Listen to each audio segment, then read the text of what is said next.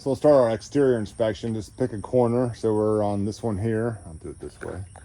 I'm gonna go ahead and start on the right front corner here. And just doing a macro again, looking at the patio. It's pitched this way.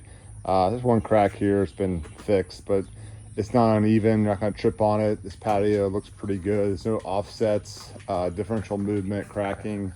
Like I said, you do have a roof above it, so I'm not too worried about water. Looking at the exterior siding, which is aluminum, making sure there's no damage to anything. Coming around the windows, checking the caulking around the windows, make sure it's properly flashed. This one being under a soffit, it's gonna be in pretty good shape. And the trim here on the corners is damaged or not. Looks good. Let's make my way around. These are crawl space vents right here.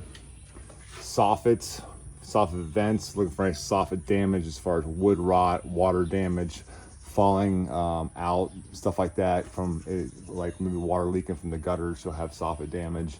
The vents properly installed, secured. Another crawl space vent there. We got our driveway, asphalt, looks like it's in good shape. We might hold a little bit of water here, so as long as these gutters are working okay, you won't have any issues. But as you can see, it just rains, so usually water is gonna go that way. We're in good shape. As we're going along, we're doing a termite inspection too. So we're looking along the edge here, where the patio meets the house. There's not a lot of a clearance here, so it's hard to see. So you got to get really close to your flashlight. Check it for any termite tunnels, evidence of shelter tubes or damage. As we go around, they got wood right here. Make sure it's not rotted out. Check the exterior door. We'll open it. Look for any damage right down here. A lot of exterior doors, you're going to see damage down in here. Being so close to the ground, making our way around. We know before this exterior overhead service wire is too low. It should be at least 10 feet, 9 feet right there. Downspout is secured, properly installed, going out from the house. Got a little bit of low area right here. Got our service wire going up. Got our drip loop where the connection is. Everything that goes into the house there goes down, secured into the meter. We'll check the meter to make sure it's attached and not loose. We're gonna be looking at the wiring, the service wire, service feed coming in, making sure this around it right here, the outer layer of it is not deteriorating, going away. If you start seeing that, that's a call out. We got our exterior vents. We got our air intake and our vent for our furnace. We got a gable vent there, making sure the service wire, well, I'm really sorry about that. Service wire is attached about every 4 feet. Goes into the house where the meter is inside there. This is a ground wire from the panel inside, attached to another ground wire for something else, and then it goes down to ground. We're good. Again, looking down here for termite damage or termite shelter tubes or activity or damage. Siding looks really good. From where our rake flashing goes up there on the roof, looking for any damage on the trim, any damage on the actual aluminum siding. Looks pretty good. Some paint. Come around here. This is a relatively small house, so it's an easy video to do. Not in bad shape at all. We have good flow away from the house, good drainage there. Do have an internal and inside wire exposed here, so that's prone to damage, so we call that out. Again, downspout goes away. Come over here, look back. Gutters are downspouts on both corners, so it's pitched high in the middle, goes that way and goes this way, so it's pitched correctly. Water will drain away. This railing is super loose. That's the crawl space access right there. Again, look under here for any termite problems.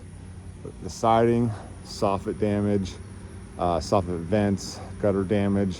You're looking to see if the gutters are attached. Are they look like they've been leaking? Are they pulling away? There's a lot of stuff you'll see. This is in good shape here.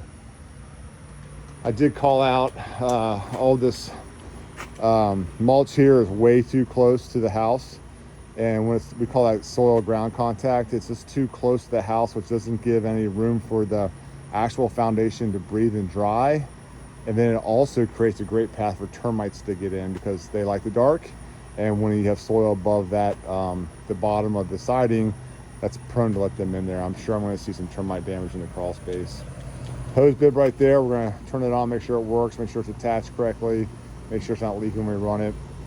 Probably a dryer vent right there. We're got our windows here, again, flashing, make sure it's secured, caulking's good.